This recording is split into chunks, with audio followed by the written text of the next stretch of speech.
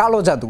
প্রযুক্তির ঝলমলে আলোয় কালো জাদু শব্দটা বড্ড বেমানান লাগলেও অবাক করার মতো বিষয় হলো বিশ্বকাপের মতো ফুটবল মঞ্চে এবার এই কালো জাদুই হয়ে উঠেছে অন্যতম আলোচনার বিষয়বস্তু। আর এবার এর নিশানায় মেসির আর্জেন্টিনা।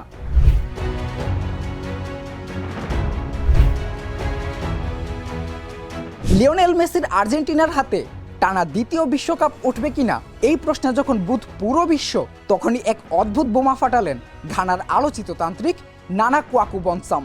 তার দাবি বিশ্বমঞ্চ থেকে বর্তমান চ্যাম্পিয়ন আর্জেন্টিনাকে বিদায় করে দেবে বিশ্বকাপের বিস্ময় কেপ ভার্দে।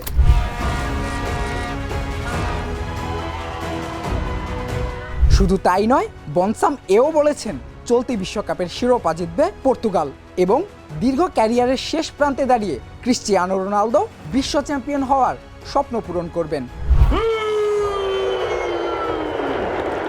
না, তান্ত্রিক শুনে নাক সিটকানোর কোনো কিছু নেই, কেননা কোয়াকু বনসামের কালো জাদুর রেকর্ড কিন্তু বেশ পুরনো এবং রহস্যময়।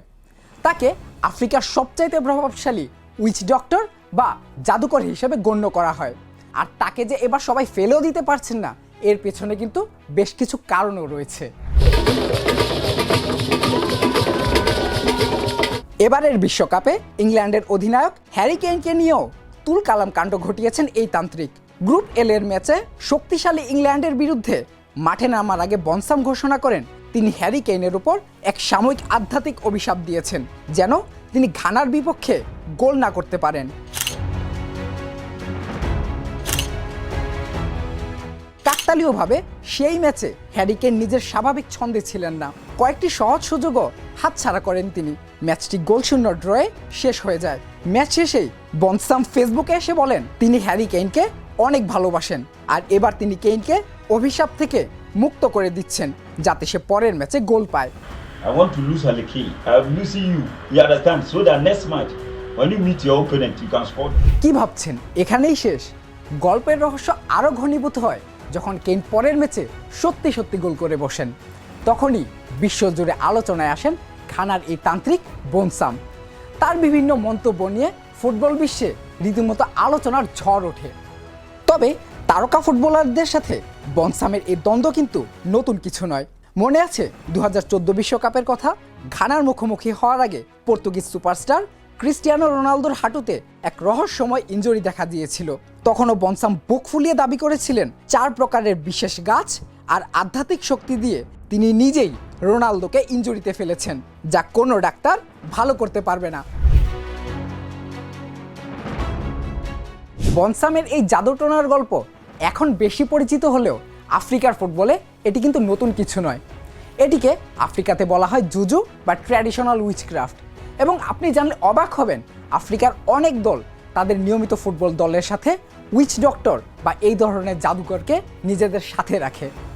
আফ্রিকান ক্লাব ফুটবলে একটা অদ্ভুত বিশ্বাস প্রচলিত আছে, প্রতিপক্ষের গোলপোস্টে যদি বিশেষ কোনো তরল ছেটানো যায় তবে সেই গোলপোস্ট লক অর্থাৎ বন্ধ হয়ে যায়, সেখানে আর গোল ঢোকে না। আর এই তরল হিসেবে সবচেয়ে বেশি ব্যবহৃত হয় উইচ ডক্টরদের মন্ত্রপুত পানি, এমনকি খেলোয়াড়দের প্রস্তাবও ব্যবহার করা হয়। বিজ্ঞান অবশ্য এ ধরনের কালো জাদুকে একেবারেই সমর্থন করে না। আর ফিফার নিজেরও কঠোর নিষেধাজ্ঞা রয়েছে, মাঠের ভেতর কোনো ধরনের জাদু সামগ্রী ব্যবহার করা যাবে না। কিন্তু সবচেয়ে প্রশ্ন হলো, এত কিছুর পরে কেন খেলোয়াড়েরা বিশ্বাস করেন যে কালো জাদু তাদের মঙ্গল বয়ে আনবে? এর পেছনে কাজ করে মূলত দুটি মনস্তাত্ত্বিক কারণ। প্রথমত সাইকোলজিক্যাল ওয়ারফেয়ার বা মনস্তাত্ত্বিক যুদ্ধ।